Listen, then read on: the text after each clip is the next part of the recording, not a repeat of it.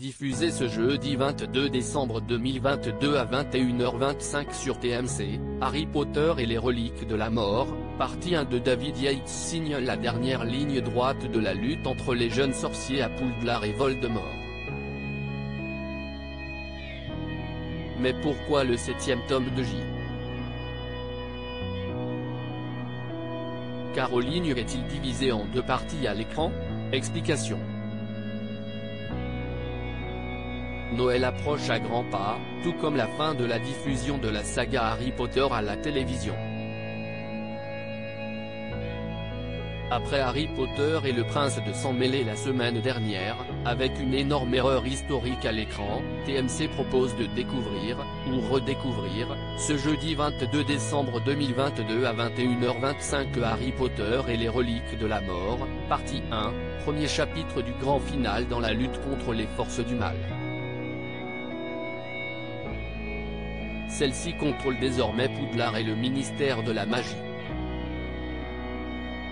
Et malgré la bouleversante mort de Dumbledore dans le précédent volet, Harry et ses amis partent en quête des Horcruxes, objets maléfiques dans lesquels Voldemort a dissimulé son âme, pour tenter de mettre fin à la tyrannie du Seigneur des Ténèbres sur le monde des sorciers. Harry Potter et les reliques de la mort, deux réalisateurs envisageaient la production a envisagé d'engager deux réalisateurs familiers du cinéma fantastique pour réaliser cette conclusion épique des aventures de jeunes sorciers aux lunettes rondes. Parmi eux, Monsieur Night Shyamalan, connu pour Sixième Sens et Incassable, et Guillermo del Toro, réalisateur du Labyrinthe de Pan et de La Forme de l'eau. Aux commandes de la saga depuis le 5e film, c'est finalement David Yates qui est choisi. Sorti en 2010, Harry Potter et les reliques de la mort, partie 1 est d'ailleurs un véritable carton en salle avec 6 millions d'entrées en France, soit le plus gros succès au box-office cette année-là. Des chiffres peu surprenants étant donné la popularité de la franchise depuis son adaptation sur grand écran en 2001. Harry Potter et les reliques de la mort, les raisons d'une division du livre en deux films. Ce n'est un secret pour personne, la saga cinématographique Harry Potter est basée sur l'univers littéraire de J. K. Rowling, auteur des 7 romans publiés à la fin des années 90 et au début des années 2000.